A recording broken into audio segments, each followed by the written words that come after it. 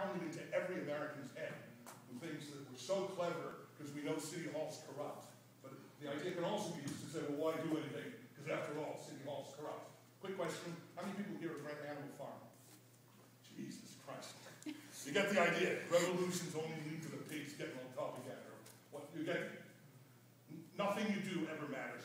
This is a validation that masses of people engaged in political action can transform the conditions by which they live and set the stage for more transformations. Now, the reason I put it like that is that it's not true that the regime gave up after the first day. From the 25th of January, like Tunisia, through to Mubarak's resignation 18 days later, you had a to and fro every day, a political, ideological war as to who would get the upper hand. And by the way, it was never a given that the upper hand would be in the hands of those who mobilized for Tahrir. Just to give you two examples. On the first Friday, demonstrations start Tuesday the 25th, so first Friday would be... Huh? 28. The 28th, a huge... Yeah, that is 28th. Yeah. 28th. Okay. My brothers speak with certainty. So 28th.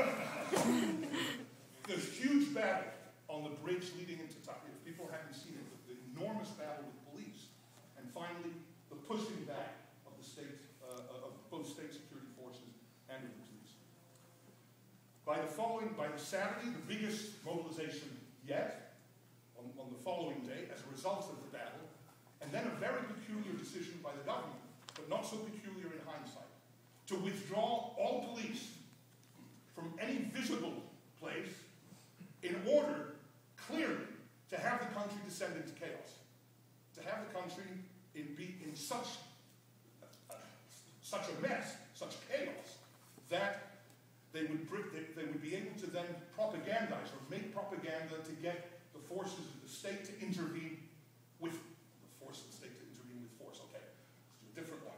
To get the state apparatuses of repression, either the police or the army, to intervene with force in order to rein in the situation. But in a situation in which masses of people are mobilized, what worked for a regime yesterday doesn't necessarily work today. So that the show of force against the demonstrators on Friday produced a deeper radicalization amongst larger numbers of people. The decision to withdraw the police led to the creation of neighborhood committees and committees right across, we're talking not just in Cairo, right across the country, in which people either battled with the police, so I'm talking mainly about Cairo, but on the first day of the demonstrations in Alexandria, much more pitched and bitter battles. The demonstrators aiming on the first day to burn down the police station in a certain neighborhood of Alexandria. So instead of creating disarray in society, it actually created a sense or built up new organizations which actually facilitated the mobilization of the population. That is, at night, people would protect their dwellings, their homes and property and so on and so forth. But there'd be rotations. You know, there's 20 of us on this block, right? Everybody does their share. It means people get together, they talk more about things, and they mobilize. And the demonstrations continue to grow. It wasn't always true. This is a headline from February the 7th, so into the second week of the demonstrations, and it's from the Independent newspaper in London. And it shows, you can't really see it, but here is a densely packed demonstration on the 1st of February. And they say, see how crowded it is? And then they show a half-empty square. They took this picture at 5 a.m. in the morning, incidentally, which is not exactly when the masses of people come to the square. And the headline was, Egypt's revolution, will it run out of steam? I'm just trying to say, the whole period was a back and forth. After the regime attempted to withdraw the police and send the country into chaos, they had to regroup. And the following Wednesday and Thursday, the bloodiest direct assault on Tahrir. And I have to say, having been there, one of the most frightening scenes I've ever seen in my life, because it didn't begin just with the assaults in the evening, but the mobilization of tens of thousands of Baltagaya thugs across Cairo in pockets of demonstrations to try to show that really popular support was with Mubarak. And then mobilized it, went all out. And in the evening went with a ferocity of attack against the demonstrators here that left people shocked, completely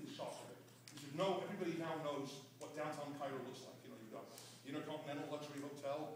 You have the Hilton luxury hotel, now to be renamed the Ritz-Carlton luxury hotel. I don't know if they say luxury hotel.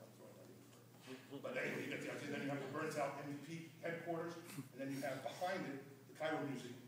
Now, behind that Hilton is a huge open construction site, which is where the thugs got the enormous numbers of rocks, bricks, iron, bars, and so on that they pitched over a night and a half at protesters in Tahrir Square. But the regime overstepped it. The estimates, by the way, being there, at one stage, before the dawn on Thursday, it was not clear whether the square would have been held. Had they overrun the square, that would have been the end of the process, and it would have been an even bloodier situation, because the regime would have taken reprisals. But those who stuck it out, and it turned the entire country even more in favor of the revolution. Now, my sister was very upset with me because I took her son to the demonstration that day. Okay, so it wasn't the best day to take my nephew to a demonstration. I have to say, in my defense, the boy is 37 years old. Some mothers, never say anything against her. Anyway, she was obviously worried. She came down herself on the Friday with medical supplies for the people who'd been in Tahrir. In other words, the back and forth led to the winning of the hearts and minds, and you began to see cracks in the entire edifice of the regime.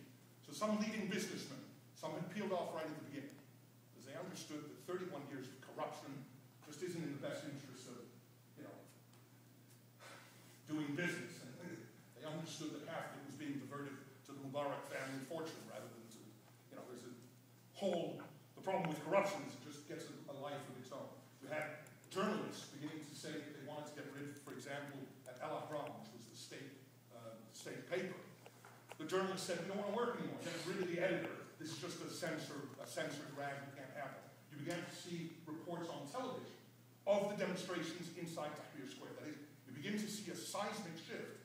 And I think the calculation by the army, which intervened after the police were withdrawn, that if we do not do something about the head of state, if you don't give an inch, they may take a mile, whatever the expression is. That is, if you don't produce some kind of reform, you're going to get an even bigger revolution. Because if you remember, Mubarak's compromise was to get the former head of the intelligence services of the army to be, you remember the buffer? He found Suleiman. What a buffer. What a buffer this guy is. The henchman he had in charge of military intelligence, here's the face of reform. That did not fly really well amongst Egyptians. Now, Mubarak then resigns, and there has been, and still is in Egypt, a battle every day, every week, every couple of weeks, for opinion, for how to mobilize. I went back to Egypt again 2 weeks later, and at that time, you had strikes broke out in large numbers of workplaces, people demanding the right to contracts. That is, a lot of labor in Egypt is completely casual. You're not even assured of an annual contract, so that's one of the demands. I know the Ministry of Health, I had to go to the Ministry of Health for a number of reasons, and there were 2 strikes by different clerks and groups of people. You had demands by cops for greater rights in the Society of Demonstrations outside the Ministry of Information. What I'm trying to describe is that what we see is the first phase of a revolt, which is opening up in Egyptian society questions about the whole structure of the society. So that you have the example, because I know I'm speaking on a campus. Did you know I'm speaking on a campus? Wow, when did you figure that out? Sorry, that's just a little aside. Student protests against university administrations launched Revolution Union. And the article reads, hundreds of Cairo University students protested Monday, demanding the resignation of the university's presidents and deans of their faculties, accusing them of being part of the ousted regime. The students, joined by numbers of professors, were demanding the appointment of deans and heads of universities be via fair election, supervised by professors, a new set of student regulations, and a reformed university law. Hell yeah. Now, not a bad idea. You might want to take that up with UNT.